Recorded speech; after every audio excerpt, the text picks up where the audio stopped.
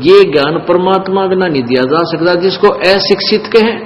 नहीं तो शिक्षा ग्रहण करने में उस परमात्मा ने क्या देर लगे थी, वो शिक्षा भी ग्रहण कर सकते थे, और उनको शिक्षा की आवश्यकता नहीं, वो सब लिख सकते थे, संस्कृत भी लिख सकते थे। लेकिन उन्होंने अपने आप को इसलिए अक्षर ज्ञान रहित सिद्ध किया कि आज हम पहचान सकें कि परमात्मा ऐसा होता है जो अक्षर रहित होकर भी अक्षर ज्ञान था उनको। उन संस्कृत को भी जानते थे, परमात्मा बिना नहीं जान सकता। तो आज हमें परमात्मा पहचानने में देरी नहीं लगेगी। और पुण्यात्मा, जब तक हम ये दृढ़ता नहीं हो लेगी हमारे अंदर कि हम जिस मार्ग पर चल रहे हैं ये बिल्कुल सीधा है, तो हम सफल नहीं हो सकते। नहीं तो हमें कोई भी भ्रमित कर देगा, नहीं तुम ये गलत कह रहे हो, हैं रामपाल तो झूठ बोला है, वो आलोचना करता है। और जो पुण्यात्मा साक्षात देख लेगा इन सदग्रंथों को, वो उनकी ना सुने। वो तो नहीं कहा मैं आख्या देकर फिर सबके घर रखे, ये पुराण सबके घर पर रखे। हिंदू पुण्यात्मा जो भगवान को चाहते हैं तकरीबन सबके घर पर रखे, जाते अपना तो मिला ले, प्रश्न नंबर यहां नोट कर लेते हैं।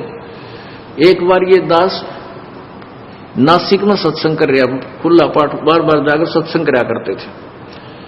तो वहां दो बुजुर्ग से आदमी दिखे, पढ़े लिखे शिक्षित थे, और उस समय हमारे पास प्रोजेक्टर नहीं था। हाँ प्रोजेक्टर था, तो मैं पहले तो वर्बली बता रहा था।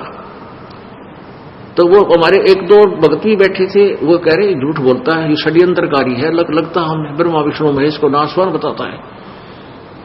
फिर दास ने ये देवी भागवत दिखाई, उसमें मैंने अंदर से पढ़ कर ना सुनाया, यो गीता प्रेस गोरखपुर प्रकाश ऊपर का दिखा दिया जल्दी में, प्रसंग पहले से चलता आ रहा था। तो वो कहते हैं कि हम और अंदर से वो प्रश्न दिखा दिए, उन प्रश्न नंबर नोट करे, सेकंड नंबर नोट करा, अपनी जाकर देखांगे। फिर दूसरा जो उसी समय टॉपिक दूसरा फिर आ गया, घंटे के पीछे मैंने वो और अंदर से भी दिखा दिया देवी पुराण। तो उन्होंने सोचा था कि ऊपर ऊपर दिखावा यू महाराज थे, और किताब अपनी नकली बनवा रहा है, ऊपर ऊपर की जल दिया।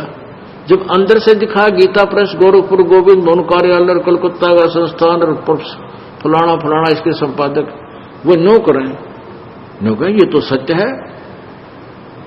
और फिर भी नोट करा, घर जाकर देख कर आए। अगले दिन फिर कहते हैं आकर वो महाराज के चाड़ा पड़ा है, तो सच्ची बताओ सारी। यानी अगले अपना मैंने दिखा लिया, हुआ जच्ची थोड़ी थोड़ी, फिर घर जाकर देखी उन्हें अपनी मिलाई, तो अगले दिन उनका समझ में आ गई वे तो बात तो सारी सत्य कह रहा है।